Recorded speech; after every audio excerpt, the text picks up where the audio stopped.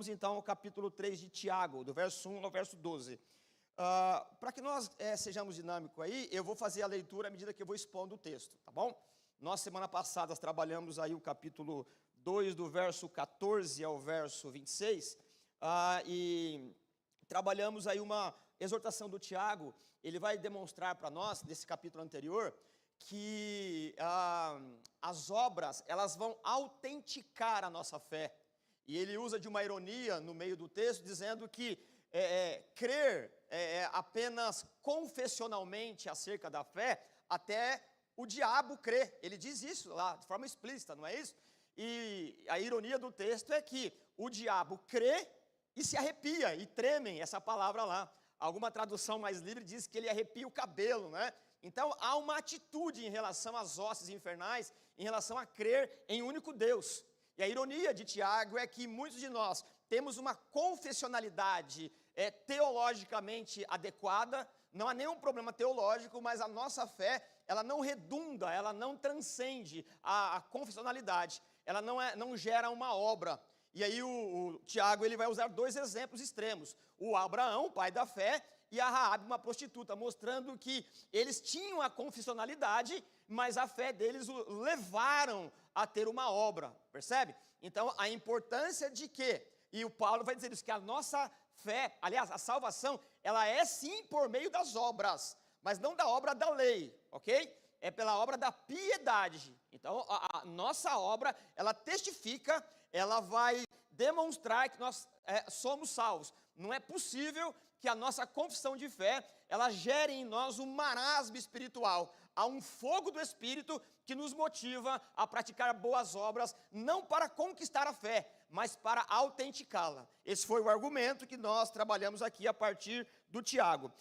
No contexto geral, o Tiago está trabalhando que as dificuldades, elas são um momento, ou é um período que Deus vai nos treinando, né, na moinha. E aí, até em algum momento, se eu não citei, eu aproveito agora, um pensamento que transcende as Escrituras, né, ou que permeia as Escrituras. A moinha de Deus, ela moe devagar, mas moe bem, né? E o Tiago está mostrando aqui que nós precisamos de sabedoria para lidar com essa moinha de Deus, que vai moendo, para que possamos entender, né, o que é de fato o mundo em que nós vivemos aqui.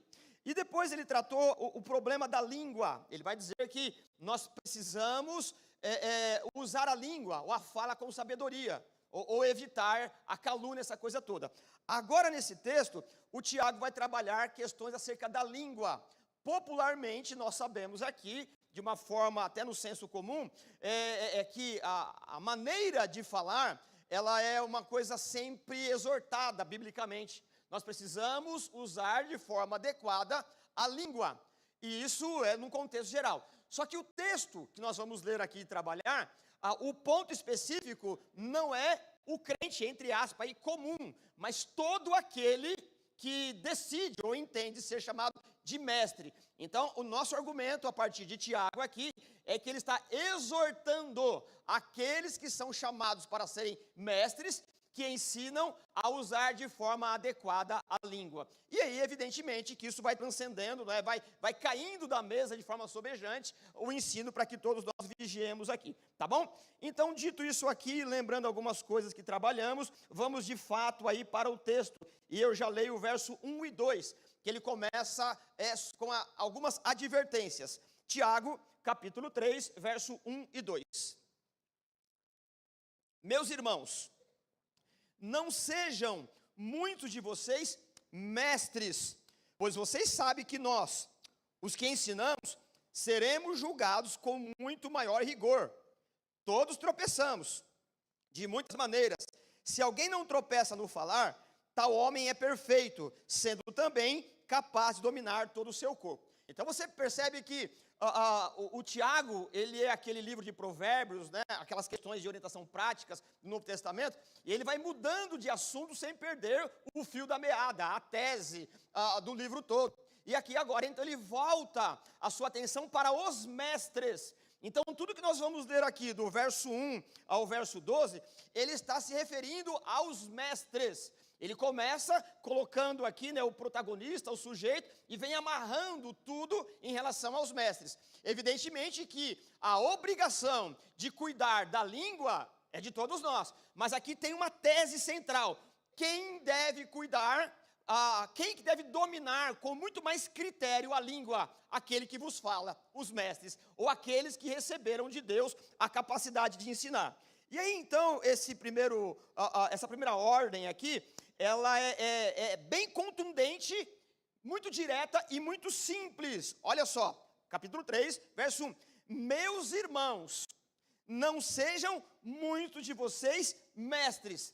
Então, o Tiago, ele já parte de uma proibição. Ele já está aconselhando os irmãos a não desejarem de forma gratuita, de qualquer maneira, a ser mestres. O de praxe, no senso comum, é que há um incentivo, não é? Em que todos devem ser mestres, que todos se levantem para ensinar. Irmãos, isso não é um mandamento bíblico. O mandamento bíblico e a coerência escriturística é que todos testemunhem acerca da sua fé. Mas o dom de mestre, a capacidade de ensinar, ela não é no atacado. Ela não é de uma maneira gratuita, que está na prateleira onde você, ou cada um de nós, estende as mãos e ensina um grupo de uma forma sistemática. Não é assim. Então, o Tiago, de uma forma muito responsável, de uma forma muito criteriosa, e como o pastor de Jerusalém, lembra disso? Capítulo 15 de Atos, ele está dizendo assim, ó, não sejam muitos de vocês mestres. Não é todo mundo que é mestre. E entre outros conselhos, no contexto bíblico, o Paulo também vai dizer lá em Timóteo, ele vai dizer assim, que quem deseja o episcopado, excelente obra deseja, mas não é para qualquer um.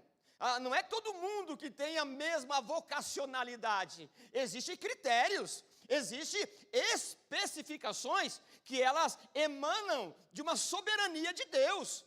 Não é o próprio vocacionado que se autovocaciona. Aliás, o texto de Hebreus, no capítulo 5, ele vai condenar de uma forma contundente alguns que naquele momento do contexto de Hebreus, da epístola, da carta, que estavam comprando, entre aspas, aqui uma carteirinha eclesiástica. E o texto vai dizer assim para nós, esse benefício, essa graça, ela não é dada mediante pagamento, ela é um critério que brota, que emana de uma soberania, é Deus que escolhe quem quer escolher. Então o Tiago, de forma contundente e uma forma muito simples, ele diz, não sejam mestres. A preocupação de Tiago é que o impacto de tanta gente falando e ensinando de forma irresponsável e sem um preparo técnico também, que é importante, essas pessoas elas ensinam sem conhecimento e sem amor. Algumas pessoas desenvolvem a capacidade retórica de falar, a capacidade de convencimento. Meus irmãos, há no mercado por aí, no nosso mundo moderno, ainda mais, uma sensualidade. E sensualidade aqui, eu não estou me referindo apenas às questões da erotização, mas tudo aquilo que tem uma forma de atração é tida como uma sensualidade. Então é muito fácil, por meio de um tom de voz, por meio de uma retórica, de um jeito bonito de falar, de uma voz mansa e bem equalizada, com efeito de luz e som ao fundo, te convencer de muitas coisas, porque nós somos seres emocionais. E as redes sociais, elas estão repletas de pessoas assim, que não têm compromisso com o reino de Deus. Elas ensinam por benefício próprio. Alguns querem vender curso, outros precisam de uma autoafirmação. Então não é o fato da beleza retórica, mas do conteúdo escriturístico do que o mestre fala. E isso, evidentemente, que ela é uma advertência para os mestres, mas à medida que o texto vai sendo desenvolvido pelo Tiago, abre em nós a oportunidade de cada um de nós perceber e identificar de onde tem vindo as vozes que vai direcionar o rebanho de Deus. Porque a sedução de ensinar, ela é muito grande, irmãos, porque é uma popularidade. Existem muitos irmãos que estão trabalhando, inclusive nesse momento, de forma anônima, para que ocorra e aconteça o que está acontecendo aqui agora. Há muitos irmãos que vocês não conhecem sequer a feição deles, porque não aparecem. E qual a diferença do trabalho daqueles que estão anônimos, trabalhando na estrutura, que estão trabalhando no lugar que não é percebido, daquele que fala apenas característica? Mas eles também são tão importantes como aquele que está falando para um grupo como esse. Então você percebe que o trabalho em si, ele precisa ser identificado e as pessoas precisam ter a devida valorização. E Deus não escolheu todos para falar. Tem uma musiquinha que a gente usava, e eu acho que ainda usa no departamento infantil, em que o poeta, o compositor, ele dizia alguma coisa mais ou menos assim: imagina criança, eu acho que é criança, se eu errar que também não vai ter muita implicabilidade. Imagina as crianças se pode, uma vaca voar. Né? Acho que vocês conhecem essa musiquinha aí. E ele vai desenvolvendo, mostrando que cada um tem uma habilidade. Uma vaca não pode voar, evidente que não. E quer dizer, na essência da coisa, que um animal não erra a vocação. O irracional, ele não deseja ser aquilo que não é. Mas aquele que, em tese, é racional, quer ser aquilo que não tem vocação. Não é assim? Então, muitos de nós que não têm um dom para uma coisa, quer fazer aquilo que não tem capacidade de fazer. E o Tiago está dizendo assim, ó, principalmente o mestre, que ele tem a oportunidade de falar para um público, ele precisa ter uma certeza daquilo que ele foi vocacionado. Senão, por muitas vozes, o rebanho, ele se torna um rebanho sem direção, à deriva. Jesus falou sobre isso, exortando no capítulo 23 de Mateus, acerca da implicabilidade, do desdobramento sério de falar. Ele disse assim, Mateus 23, eles, aqueles mestres, atam fardos pesados e os colocam sobre os ombros de vocês, dos homens. Mas eles mesmos não estão dispostos a levantar um só dedo para movê-los. Tudo o que fazem é para serem vistos pelos homens. Eles fazem seus filactérios bem largos e as suas franjas de suas vestes bem longas. Gostam de lugar de honra nos banquetes, dos assentos mais importantes nas sinagogas, de serem saudados das praças e de serem chamados rabis. Mas vocês não devem ser chamados mestres. Um só é mestre de vocês, e todos de vocês são irmãos. Então você percebe que essa sedução de falar, ela é bastante importante de ser colocada em evidência aqui. E aí, irmãos, vai uma questão apenas, talvez pode parecer apenas uma opinião de quem fala, mas eu entendo como um critério pastoral, que aquele que fala não deve baixar o nível da sua fala a partir do público. Em alguns lugares em que as pessoas que falam para jovens diminuem muito a linguagem e falam num modo de baixo calão, dizendo que tem que mostrar ou falar na linguagem dos jovens. E aí tem alguns absurdos. A Bíblia não ensina isso. Não importa o público, não se baixa a moral daquilo que se fala. É um erro ou um preconceito a partirmos do princípio que os adolescentes, os jovens, não entendem a linguagem bíblica. E aí a gente baixa o nível moral. Não é assim. Aliás, nós expomos e temos que expor a Bíblia crendo que quem convence é o Espírito de Deus. Então, um grupo não pode baixar o nível das suas palavras para atingir um grupo qualquer, dizendo que está se identificando. O Evangelho não cabe em qualquer forma, existe apenas uma forma, e é a graça de Deus, a partir da linguagem estabelecida pela Bíblia, pelo texto e pela moral elevada do Evangelho que alcança o coração pecador. Portanto, algum tipo de linguagem que os mestres por aí usam não é adequado. Ela não deve baixar, ao contrário, aquele que fala aumenta, guinda para cima, puxa, aquele que ouve, não é o contrário. Não é assim. E nós precisamos entender que os mestres, eles precisam vencer os vícios do desejo, do prestígio, do poder. Irmãos, em alguns contextos, algumas pessoas que têm a oportunidade de falar para um grupo específico de pessoas, eles se sentem pessoas mais importantes. Tem que ter uma apresentação diferenciada, tem que ter um tratamento diferenciado, a água não pode ser qualquer água, o copo não pode ser qualquer copo, e tudo está à atenção dele. Ele é uma pessoa honrada, de uma maneira exacerbada. Então deveríamos apresentar assim: aqui está um honrado pecador, mas é pecador como qualquer um. Então essa ideia de que o mestre, ele vai se posicionar para falar, ele tem que avaliar de fato e de verdade se Deus o chamou para esse tipo de ministério.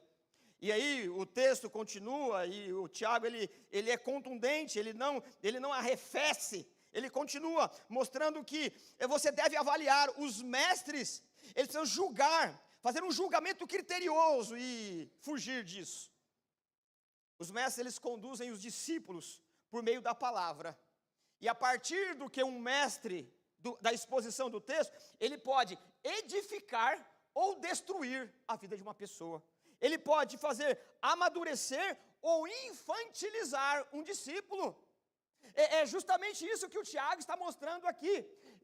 Você, quando ouve alguém, você precisa avaliar se aquela palavra está te infantilizando, se aquela palavra está te edificando, ou está fazendo com que você viva numa redoma irreal, utópica, e não te ensina a crescer. É justamente isso que ele está dizendo: avalie, porque você também será julgado. E aí eu leio o verso 1 e o 2, para dar uma coesão aqui, de novo, verso 1. Meus irmãos, não sejam muitos de vocês mestres, pois vocês sabem que nós, os que ensinamos, seremos julgados com maior rigor. Todos tropeçamos, ele faz uma condescendência, todos nós tropeçamos, de tantas maneiras. Se alguém não tropeça no falar, tal homem é perfeito, sendo também capaz de dominar todo o corpo. Então você percebe que ele generaliza, não é só mestre que tropeça, todos nós temos problemas. Só que ele não deixa de ser contundente e desafiar principalmente o mestre para que ele tenha uma pureza verbal. O mestre precisa ter o quê? Uma coerência verbal. Não só porque ele está sendo observado por muitas pessoas, mas por questão de temor, por questões de entender que a pregação do evangelho, ela é parte essencial da edificação de uma igreja. Aliás, o papel da igreja é ser didática, o papel da igreja é promover o crescimento por meio da palavra. E é evidente que uma igreja que ela vai perdendo o temor, perdendo a paixão, o fogo da exposição da Bíblia, do texto sagrado, ela vai perdendo a capacidade de ser uma igreja respeitada, honesta e sincera diante do Senhor. Isso não quer dizer que nós vamos acertar em tudo, mas uma igreja que perde esse viés de exposição bíblica, ela, com pouco tempo, ela se torna amorfa, sem forma, acéfala, não tem um pensamento, ou não desenvolve um pensamento crítico, teológico, escriturístico. Uma igreja que fica sem rumo, o sal que apenas vai ser pisado. Então você percebe que o Tiago, nesse momento, ele se preocupa com esse critério de exposição bíblica, de que não é, o mestre, ele não é um candidato que se coloca para ser. O mestre, ele é vocacionado por Deus, e ele vai passando por etapas para ser experimentado, até que Deus vai abrindo as portas. E meus irmãos, e aqui vai um conselho, e eu creio que Deus está construindo, preparando tantos outros mestres aqui, nesse contexto, mas eu lhe dou um conselho: é melhor Deus abrir as portas, porque eu e você não sabemos abri-las, nós arrombamos portas. Entre pela porta que Deus abre, é mais seguro, é mais nobre, é mais honesto. Se você abrir portas que ainda não foram abertas, você vai fazer besteira. Você precisa entender que você tem um ministério. E talvez Deus te chame para ser pregadores de multidões. Mas que isso seja no tempo de Deus, quando Ele te fizer amadurecer e te franquear a oportunidade. Não se ganha um público por meio da retórica e por meio de uma fala macia e sedutora. É Deus que abre e traz os ouvintes para que o texto bíblico seja exposto. Porque todos nós tropeçamos, mas precisamos ir em busca desse controle da língua, E é a língua que controla tudo. E é claro, como eu disse aqui, essa questão de controlar a língua, ela é uma questão de fruto do Espírito para todos nós. Mas o que o Tiago está demonstrando aqui, amarrado naquele primeiro versículo, é: o mestre precisa ter segurança naquilo que ele vai ensinar. Que é por meio do ensino que brota, que surge, que vem do púlpito, que vai direcionar uma comunidade. Irmãos, como é fácil mexer com as emoções das pessoas. Como é fácil ter pseudo-revelações. Como é fácil, por meio de uma habilidade humana retórica, por meio de uma capacidade de falar, mexer com as emoções.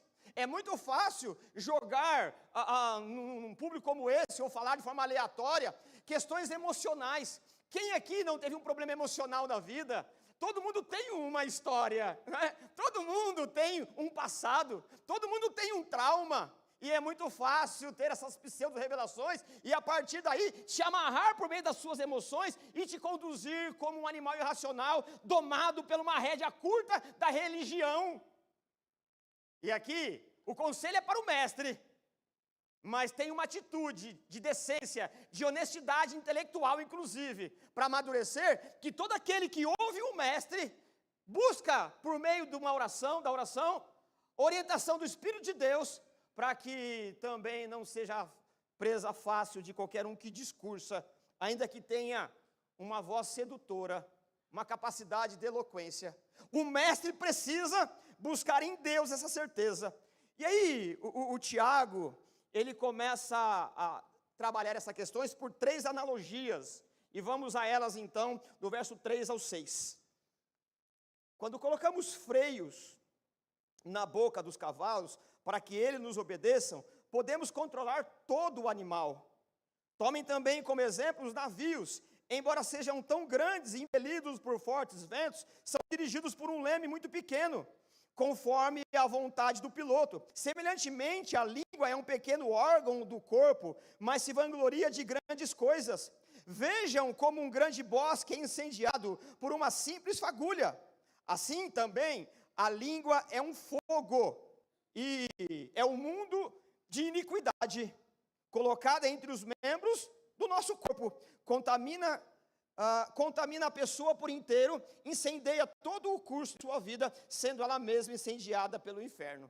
Bom, muito bem, é claro que quando a gente lê esse texto aqui, não é errado você descer um degrau e aplicar isso na particularidade de cada um de nós. Isso é honesto, é escriturístico. O texto de Provérbios a todo tempo está dizendo para ter cuidado daquilo que fala.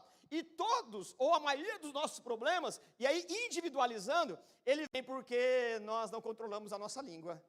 Eu e você, você e eu, não é assim?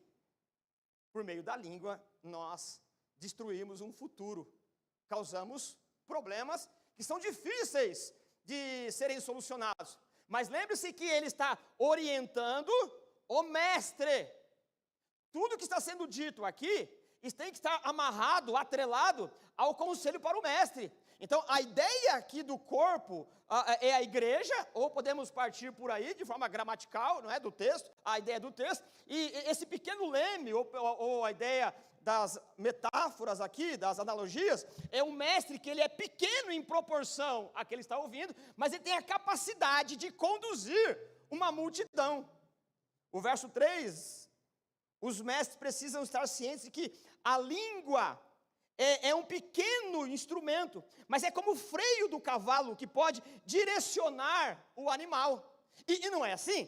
Por meio daquilo que você ouve, em proporção daquele que fala, da multidão que lhe ouve, ela vai sendo conduzida. E o problema é que o mestre, ele precisa ter uma índole sarada pelo Espírito Santo. Por isso que, piedosamente, o mestre precisa que os irmãos orem por aqueles que expõem o texto bíblico.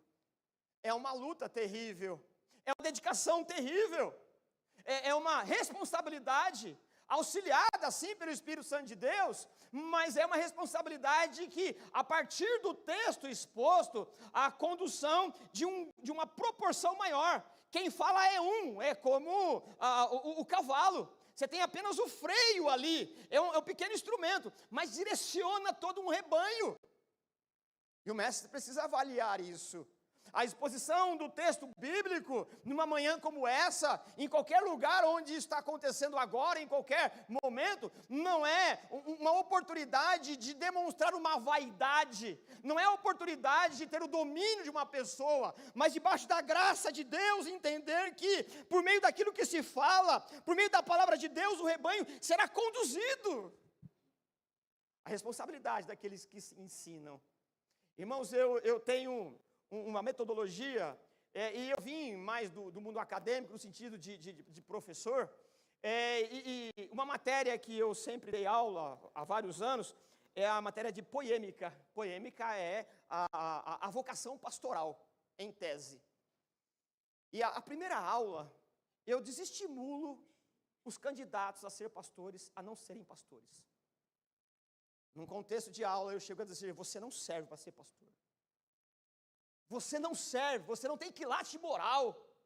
Você não tem competência para isso. Aqueles que voltarem na outra aula é porque Deus chamou. Porque, irmãos, você não se autovocaciona. Você precisa ter a certeza. E Jesus, é claro que ele fala num contexto mais de evangelismo, mas a receita ela pode ser tomada também. Há necessidade, a seara é grande, mas são poucos os ceifeiros. Eu não quero fazer uma defesa própria da minha categoria, mas irmãos, cada vez mais é difícil encontrar pastores. Não tem. E eu estou dizendo isso não para uma autopromoção, mas para você que tem o coração ardendo para ser pastor, se levanta e vai se preparar, porque os tempos são difíceis, e a igreja precisa, o Senhor precisa levantar pastores, porque grande é a seara, e são poucos os candidatos. Não temos. Temos voluntários, pessoas que se acham, mas quando peneira são poucos. E aqui, mais uma vez, não me tome como arrogante ou qualquer outra coisa do gênero, mas é um clamor para que, se o teu coração está ardendo, se levanta e vá se preparar, e ore para que Deus abra as portas, porque nós precisamos de pessoas que exponham o texto bíblico, aqui na PIB também, mas no mundo inteiro nós temos escassez de pastores, de pessoas que querem aprender o texto. Isso, irmãos, é uma luta, é uma dificuldade, porque o Tiago, ele também deveria, ou tinha a necessidade, mas ele não mede a necessidade, diminuindo o padrão daqueles que fazem, tanto que ele orienta, não sejam mestres, sabendo o que precisa, mas não é de qualquer jeito, não é assim, porque o mestre é como o verso 3, quando se coloca o freio na boca do cavalo, ele é grandão e forte, é a massa, não é? A massa, diante de um discurso, ela é direcionada.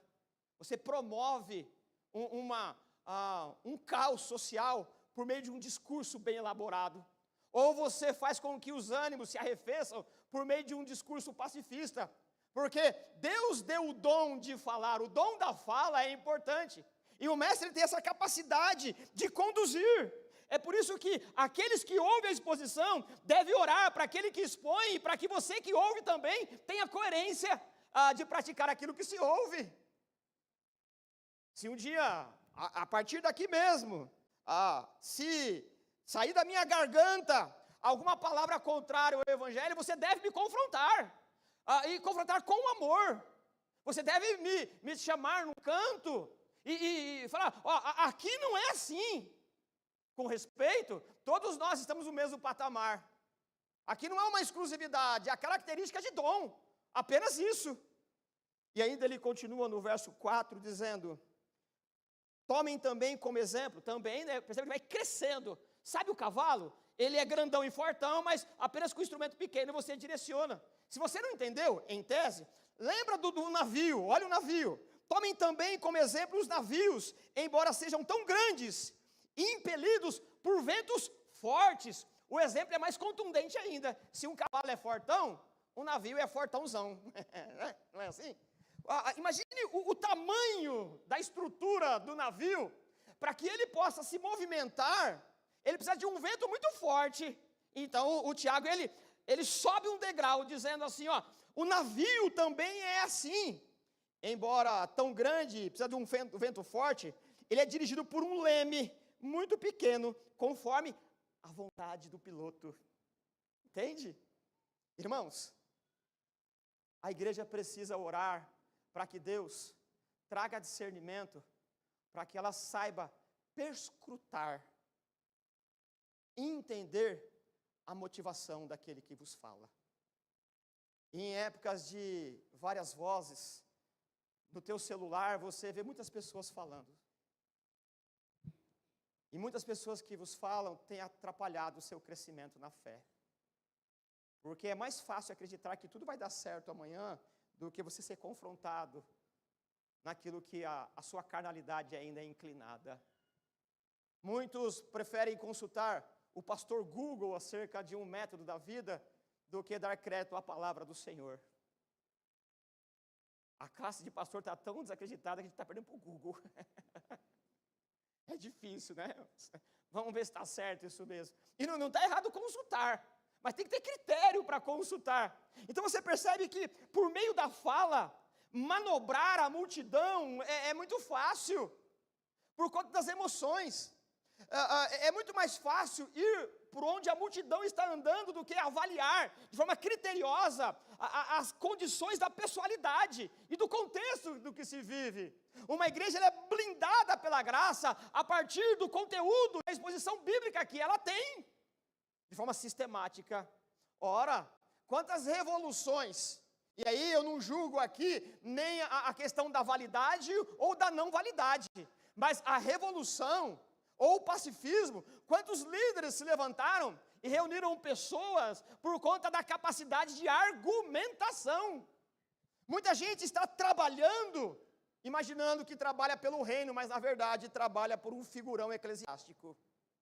Dizimam para vaidade, dizimam para a promoção de uma única pessoa, oferece não só o dízimo, o recurso pecuniário financeiro, mas o seu vigor físico e intelectual, não para a promoção do reino de Deus, mas para a promoção de um figurão que tem interesse político partidário.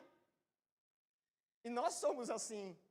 Quantos irmãos que doam a vida, mas na verdade amam muito mais o ministério e a carteirinha eclesiástica do que o reino de Deus. Por quê? Porque é muito fácil, por meio da capacidade, da eloquência, do tom de voz, do gestual, do brilho, das plumas e paetês, da estética sensualista, manobrar uma multidão.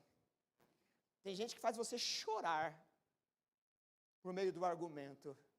Tem gente que faz você dar tudo o que tem e fazer prestação daquilo que ainda vai ganhar para poder patrocinar um projeto. E o conselho é para os mestres, mas o Espírito de Deus traz não só um desconfiômetro, mas uma capacidade de discernimento para colocar a mão no arado que Deus colocou para que pudéssemos conduzi-lo. Não em qualquer arado, estabelecido por ideologias, por pessoas que têm interesses outros. Todos nós, como o Tiago disse, tropeçamos em alguma coisa. E aí o Tiago ele é insistente, ele não desiste, ele não arrefece. E aí ele continua no verso 5 e 6. Se você não entendeu a analogia do freio do cavalo, se você não entendeu a analogia do timoneiro e do leme do navio, verso 5 e 6. Semelhantemente, igual a isso, ele acrescenta, a língua é um pequeno órgão do corpo, mas se vangloria de grandes coisas. Veja como um grande bosque é incendiado por uma simples fagulha. Assim também a língua é um fogo, é um mundo de iniquidade, colocada entre os membros do nosso corpo, contamina a pessoa por inteiro, incendeia todo o corpo da sua vida, sendo o curso da sua vida, sendo ela mesma incendiada pelo inferno. E aí ele fecha a conta dizendo assim, que a capacidade que a língua tem de incendiar um bosque, de colocar e destruir tudo, de tornar cinzas, não se esqueça, mestre, você também vai ter a mesma paga. A quem muito é dado, a muito é exigido. não se deixe enganar. Não se deixe enganar, não é apenas o ônus da publicidade, o bônus da publicidade. Não é apenas a capacidade de juntar pessoas para ouvir. Existe uma consequência que pode se tornar em ônus, que você pode pagar isso, assim como você, que foi chamado para ser mestre, incendiar um bosque que está em pleno florescimento, você também ser incendiado no destino eterno. Então, sempre que há um bônus, também há esse ônus. Então, você percebe que a analogia do Tiago, ela é crescente. O freio do cavalo enfatiza o tamanho do impacto com um pequeno órgão. Em seguida, ele acrescenta o freio do cavalo com o leme, o impacto da direção. E, por fim, ele acrescenta ao freio do cavalo, ao leme do navio, ele acrescenta o potencial de destruição de uma faísca que sai de uma fala. Falar é importante. Aliás, foi por meio da fala, do argumento, que Satanás persuadiu os primeiros pais. Não fez nenhum milagre. Não provocou nada extraordinário.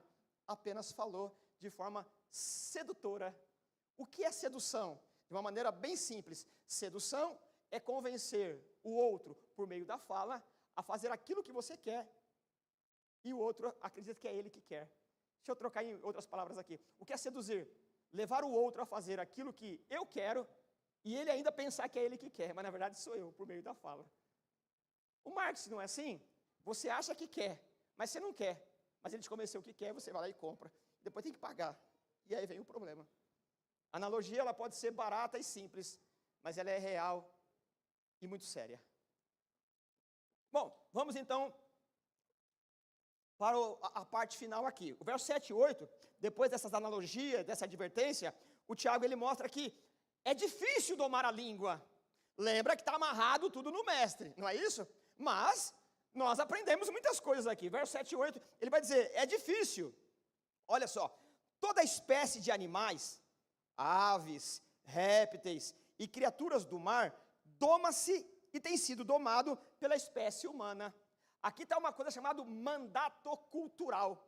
O que é o mandato cultural? Deus fez tudo o que fez e depois instituiu o homem, o primeiro homem, ou o primeiro casal, para governar de uma forma simples, né, teologicamente simples, mas escriturística. Deus constrói o que constrói e chama o homem para ser parceiro na atividade da preservação. É o homem que dá aí o nome a tudo que criou. Isso nós chamamos em teologia de mandato cultural. Não importa o tamanho da ferocidade do animal, o tamanho do bosque, a profundidade abissal do oceano, ou astronômica do espaço, o ser humano tem capacidade de dominar. Nunca ninguém viu aí, né, um animal selvagem domando um homem no sentido de limitar a sua ação. Mas o homem faz isso. Nós domamos, apesar da selvageria que o pecado implicou na criação, nós temos capacidade. E o Tiago, ele diz isso mesmo, ó. Todos os animais, sejam aves, répteis, criaturas do mar, se doma pelo homem. E aí a ironia do verso 8. A língua, porém, ninguém consegue domar. É um mal incontrolável, cheio de veneno mortal. Paulo fala isso aqui no capítulo 3 de Romanos, de uma forma mais agressiva. Não para ele, para nós. Eu já usei essa metodologia aqui em algum momento, mas eu repito. Se eu chegasse e dissesse assim, ó, você é uma cobra venenosa, você ficaria chateado comigo. Mas o Paulo diz, Romanos 3, debaixo da sua língua tem veneno mortal. No que a gente fala, a gente inocula veneno no outro. E o Tiago está dizendo a mesma coisa aqui. A sua língua é cheia de veneno mortal. Percebe? Nós conseguimos domar um animal. Nós conseguimos dominar a tecnologia e extrair petróleo do abissal. Conseguimos ler de uma forma científica comportamento dos astros. Mas a língua, ela domina. Nós não temos condições de domar a língua. Nós somos, nesse caso, a coisa inverte. Nós somos o pequeno membro, somos o grande, não é? E a língua vai nos conduzindo. Agora nós somos o navio em proporção. Agora nós somos o cavalo, nós somos o bosque. E a língua, ela toma autoridade sobre nós. É difícil demais. Com base nesse mandato cultural, o Tiago ensina que o governo do mundo é por meio da palavra, é por meio da capacidade. Mas em decorrência do pecado, nós não conseguimos domar a língua. Quantas pessoas nós conseguimos, ou vemos por aí, com capacidade de governar, de conduzir uma nação poderosíssima, de promover a paz, mas é escravo da língua. Isso é um problema que o pecado trouxe. Nós temos que lutar contra isso. A língua, conforme o texto, aqui a ideia de que ela é um veneno mortífero, você pode ler também numa linguagem mais moderna. A língua é um animal peçonhento. E todos nós sabemos aqui que o tamanho da angústia existencial em que algumas pessoas, e a maioria de nós, tem quando vê um animal peçonhento se arrastando. Alguns não conseguem ouvir falar, que já cria cenas. Imagine, desculpe a agressividade, mas ter um animal dessa monta, dessa natureza, dentro da própria boca. Percebe como o texto ele é agressivo? Quantos de nós tem problema de ouvir falar sobre aquele ser animal que anda serpenteando? Isso causa angústia. Ninguém visita, ou muitos de nós não visitamos o Butantã, porque não quer ver aquele animal frio e asqueroso. Mas o Tiago diz, na sua boca tem um. Dói demais, irmãos. É difícil demais. Né? Porque o evangelho que não confronta, não nos tira da zona de conforto. Se você fica chateado de ser chamado de cobra venenosa, e eu também, imagine dizer, sabe o que é? Você tem uma dentro da sua boca. E muito dos problemas que temos, eu e você, é porque nós falamos demais. Falamos demais. Nós temos a incapacidade de controlar a língua. Controlamos a ciência. Controlamos os astros. Sabemos discernir as estações. Criamos aparelhos. Discutimos no nível intelectual exagerado, não no sentido ruim, no sentido bom. Tem pessoas que têm uma capacidade fenomenal de argumentar, de falar, de discutir. Mas quando abre a boca, em algum momento inadequado, estraga tudo. Porque a língua é um animal peçonhento. E ele termina no verso 9. Com a língua, 9 ao 12. Com a língua, bendizemos ao Senhor e Pai. E com ela amaldiçoamos os homens, feitos à imagem de Deus. A incoerência. Hoje nós bendizemos ao Senhor, louvando ao Senhor. E é para isso que nós devemos usar a língua. Mas ao mesmo tempo, nós usamos a língua para jogar em outro campo. A língua revela a nossa natureza contraditória. Nossa língua se presta ao mais sublime e excelente serviço, uso, louvar a Deus. Ao mesmo tempo que presta ao uso mais desprezível. E quem é esse aqui? Você e eu. Não há aqui, né? É o mestre, sim. Ele tem que ter cuidado. Mas todos nós somos assim. O argumento de Tiago, ele supõe a incoerência. Mas do ponto de vista de Deus, não é incoerência. Isso chama natureza pecaminosa. E o pecado, ele precisa ser resistido. É claro que Deus pagou a culpa judicial do pecado na cruz. Mas a santificação exige de nós um esforço para lutar contra esse monstro peçonhento que está dentro de nós.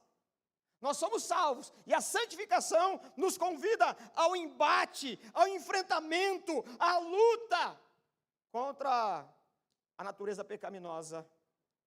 As palavras, elas podem ser cheias das melhores intenções, mas na verdade, não importa a tonalidade, Jesus ensinou que a boca fala do que o coração está cheio. E é exatamente isso. Caminhando para o final, no verso 10, o texto diz, da mesma forma, da mesma boca procede bênção e maldição. Meus irmãos, não pode ser assim. Acaso pode sair água doce e água amarga da mesma fonte? Meus irmãos, pode uma figueira produzir azeitonas? Ou uma videira produzir frutos? da mesma forma, uma fonte de água salgada não pode produzir água doce. Essas analogias aqui, ela deveria ser bem explicadinha, porque essas mudanças, né, de resultado, uma coisa que tem a natureza de figueira, por exemplo, ela não produz nada senão aquilo que é da sua natureza. E aqui o texto muda, não é? Ele mostra a oliveira, ela tem que produzir azeitona, mas ela produz o figo. Então toda essa analogia aqui, de uma forma simples, ela vai sendo mudada, mostrando que a nossa natureza foi criada por Deus para isso, mas o resultado é aquilo outro. E aí, terminando o texto, verso 12, como eu já li, essa ideia de que a água doce, a fonte de água doce, ela não pode produzir água salobra, a figueira não pode produzir azeitona, a videira não produz figos, a fonte de água salobra também não pode produzir água doce. Então, irmãos, nós não devemos apenas focar no tom de voz e na maneira de se expressar, mas de fato na intencionalidade.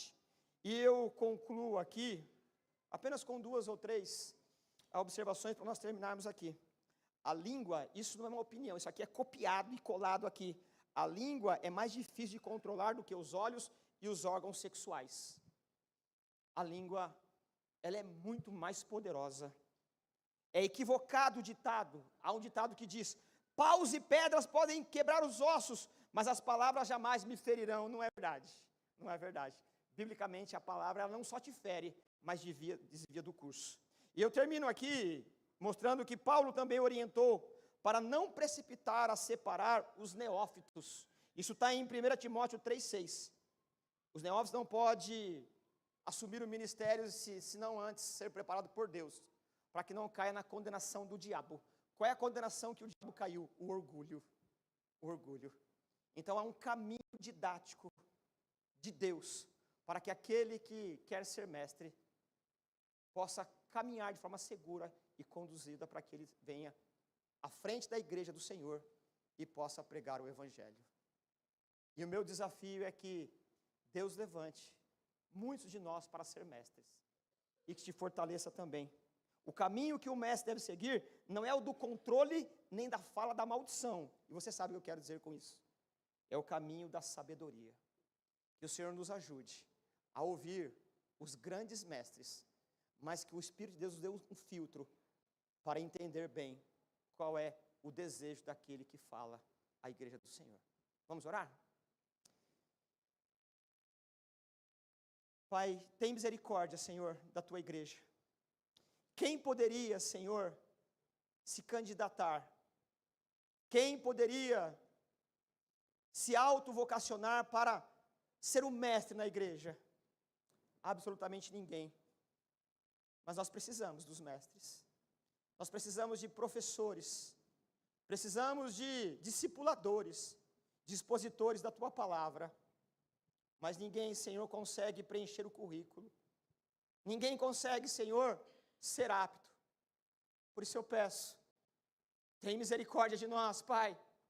Levanta, Senhor, arautos, mestres, profetas, para a última hora, para que a nossa igreja aqui seja uma igreja que saiba ouvir os bons mestres, Pai, e por meio da audição, possa tomar o caminho que honra o Senhor, o caminho da piedade, do autoconfronto, da sabedoria que direciona a sua igreja para a piedade. Nós somos teus, Pai. Nós precisamos que o Senhor nos abasteça, que o Senhor municie a tua igreja, Pai, com pessoas que manuseiem a tua palavra com dedicação e honestidade.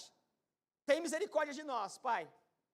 Eu sei que o Senhor fará grandes coisas, como tem feito. Obrigado pela tua graça. Nós oramos agradecidos em nome de Jesus. Amém.